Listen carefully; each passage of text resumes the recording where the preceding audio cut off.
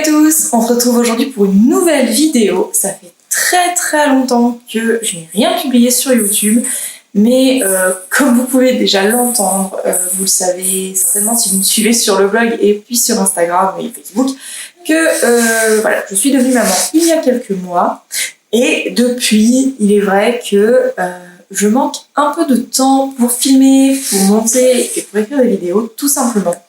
Donc voilà, j'essaye de revenir un petit peu, déjà grâce à cette vidéo-là, et on va voir si j'arrive à tenir un petit rythme. Je ne promets rien parce que c'est pas toujours évident de le faire. Et ne prenez pas peur pendant la vidéo, si je regarde un peu par là-bas, c'est simplement que mon bébé est dans son parc et que je ziote que tout aille bien. Je suis ravie de vous retrouver aujourd'hui pour vous parler d'un livre. Un livre qui est paru fin janvier, début février 2021. Qui a été écrit par une ancienne blogueuse que je suis depuis déjà beaucoup de temps. On s'était connus sur Skyblog. On s'est jamais trop perdu de vue et on s'est retrouvés sur Instagram il y a déjà quelques temps maintenant. Et cette blogueuse m'a contactée lors de la sortie de son livre pour me demander si je souhaitais le lire et si je pouvais en parler sur mon blog grâce à une chronique. Alors, vous pensez bien que en suivant cette personne depuis très longtemps, j'étais au courant qu'elle était en train d'écrire quelque chose, j'étais au courant que son livre était sorti et surtout, j'étais en train de regarder pour l'acheter. Alors, quand elle m'a contactée pour lire ce livre, j'ai accepté sans aucun délai. Ce livre, il est là. Il s'agit du livre de Plumékin. Si vous ne la connaissez pas, je vous laisse aller checker sur son Instagram du même nom, que je vous mettrai en barre d'infos. Et ce livre, il s'appelle Ces chevaux qui changent nos vies. Ce n'est pas un roman, ce n'est pas un documentaire, c'est pas un livre technique. C'est un recueil de témoignages, des témoignages de vie. Ça parle de chevaux. C'est des témoignages de vie de cavalier, mais si vous n'êtes pas, si vous n'êtes pas cavalier, vous pouvez très bien lire ce livre parce que les histoires sont extrêmement poignantes. C'est des apprentissages de vie, c'est des histoires au niveau développement personnel qui sont assez importantes, qui sont très impactantes et c'est assez fort comme livre. Je vous livre tout de suite la chose. C'est un livre qui est très poignant, qui peut même être très bouleversant. Il est composé de 9 témoignages, tous plus saisissants les uns que les autres. Dans les 9 chapitres, il y a 2 personnalités équines, dont une qui est très connue. Il s'agit de monsieur Jean-François Pignon. Pour ma part, sur les 9 recueils de témoignages que Plumékin a fait, je connaissais déjà 5 personnes qu'elle a évoquées. Je connaissais donc déjà l'histoire de Jean-François Pignon, qui est assez connu, un autre artiste équestre, de Pierre Fleury pour ceux qui connaissent, et puis 3 autres histoires de personnes, disons, plus lambda, en tout cas qui ne font pas partie du monde artistique, compétition qu'on peut connaître à l'heure actuelle. Et ces 3 personnes, il y en a 2 que j'ai suivies via les blogs pendant très longtemps, et une autre personne que j'ai découverte quand je suis arrivée sur Instagram. Dans ce livre, ce que je voudrais vous montrer, c'est qu'au final, c'est surtout des leçons de vie qui passent certes par des drames, par des handicaps, par des maladies, mais qui finalement montrent que malgré tout ça, on peut s'en sortir, on peut réussir et surtout on peut aller vers des trucs finalement assez extraordinaires.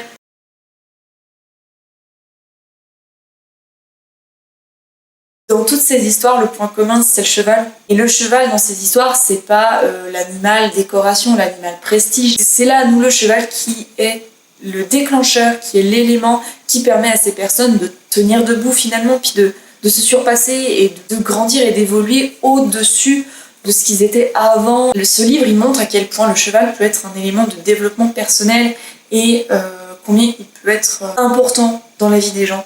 Qu'il en soit, c'est des sacrées leçons de vie. C'est pas juste parce qu'il y a des chevaux dedans que c'est une leçon de vie. L'histoire de Cathy et ses chevaux, c'est assez terrible en fait ce qui lui est arrivé à cette personne et de voir que grâce aux chevaux elle a réussi à se relever et à passer ce traumatisme qu'elle a vécu. Je vous en dis pas plus parce que vraiment faut lire ce livre parce que voilà c'est tellement poignant, il y a tellement de choses qui sont moi qui me frappait en plein cœur, quoi. C'est assez déroutant, quoi, de voir que des choses comme ça peuvent se passer et de voir que, à quel point ces animaux peuvent nous aider finalement. Et je pense que même si vous n'êtes pas cavalier, que vous lisez ce livre, eh bien ça risque de vous chambouler aussi, parce que voilà, c'est des leçons de vie, certaines personnes sont de véritables forces de la nature, et je parlais notamment de Cathy, qui a eu un grave accident, et qui s'en est remise.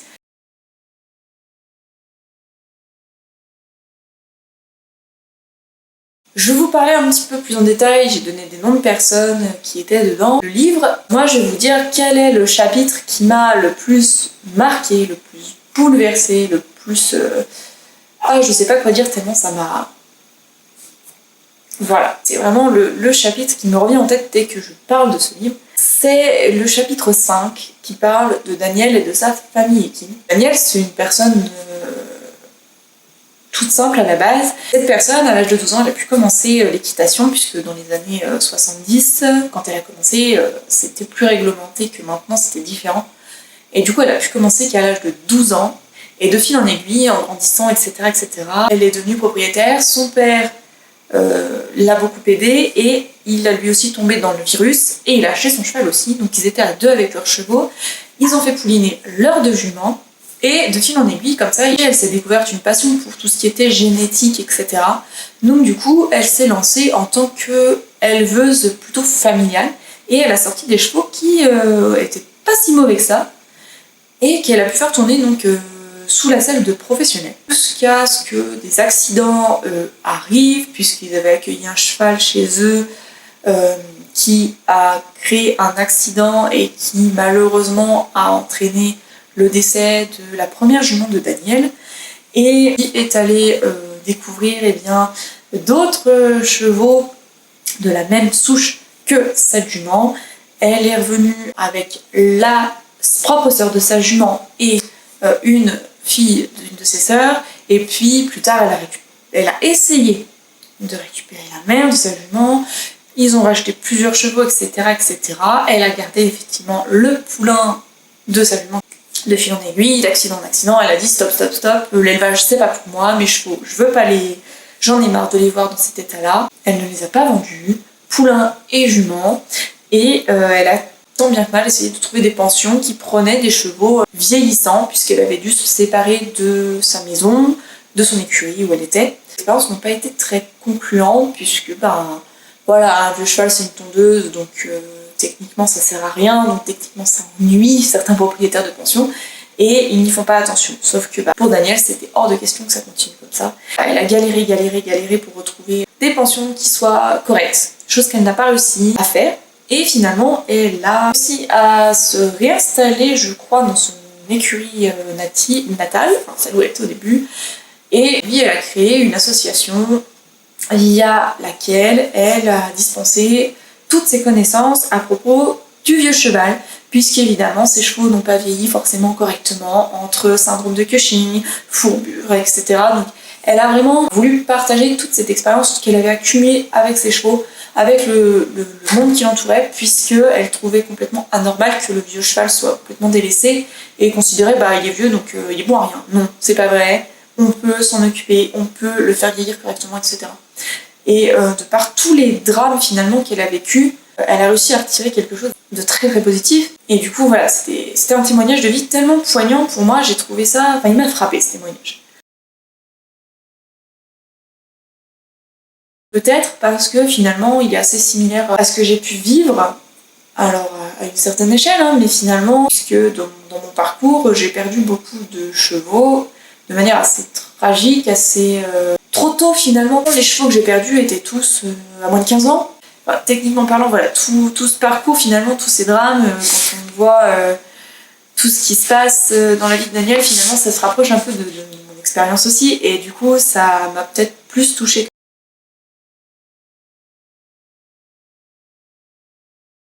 L'histoire de Daniel m'a beaucoup marqué.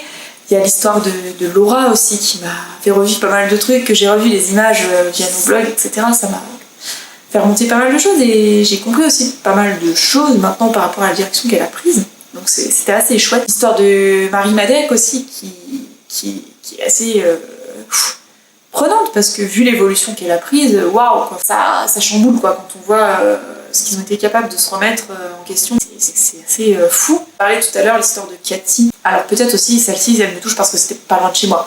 Et savoir que le drame qu'elle a connu, le traumatisme qu'elle a vécu, c'est horrible. Mais ça m'a aussi beaucoup marqué. Enfin, en soi, toutes les histoires de ce livre m'ont plus ou moins marqué, mais voilà, celles qui m'ont vraiment touchée au plus profond, elles sont là.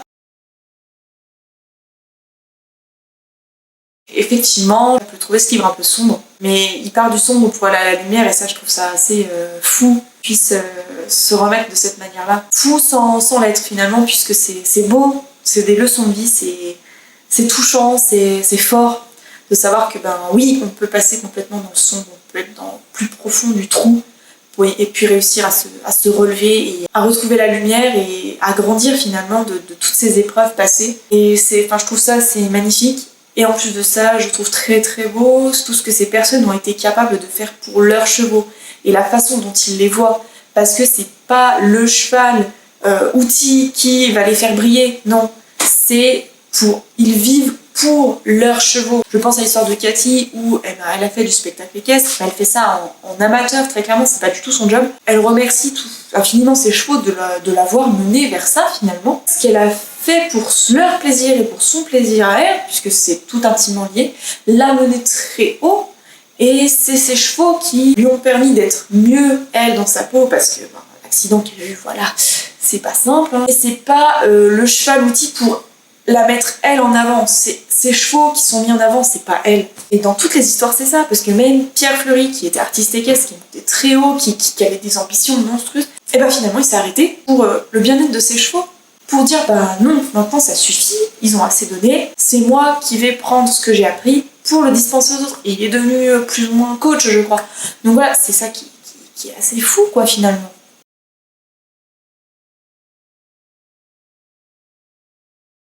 Voilà, moi ce livre il m'a bouleversée, il m'a touchée au cœur, vraiment, je l'ai trouvé magnifique à lire et plusieurs fois voilà, j'ai eu ma larme à l'œil parce que effectivement je connaissais pas mal d'histoires, ça me touchait d'autant plus, mais ça m'a tiré la larme à l'œil et j'ai trouvé ça merveilleux de voir que finalement si on est un petit peu considéré comme rêveur, un peu hippie, hurleberlu, tout ce qu'on veut, et finalement on n'est pas les seuls et ça fait du bien. Et puis, on peut voir que oui, effectivement, le cheval, c'est un moyen de développement personnel qui est assez énorme et que grâce à eux, on peut se sortir de situations vraiment très délicates. Merci beaucoup Plumekin d'avoir écrit ce bouquin, vraiment. Clairement, je vous le recommande. N'hésitez pas, allez-y, il est disponible sur Amazon. Vous pouvez le commander aussi auprès de Plumekin sur son compte Instagram que je vous ai déjà mis en barre d'infos et je vous le répète, allez voir. Si vous avez des questions, n'hésitez pas à aller les lui poser, je suis sûre qu'elle répondra avec grand plaisir.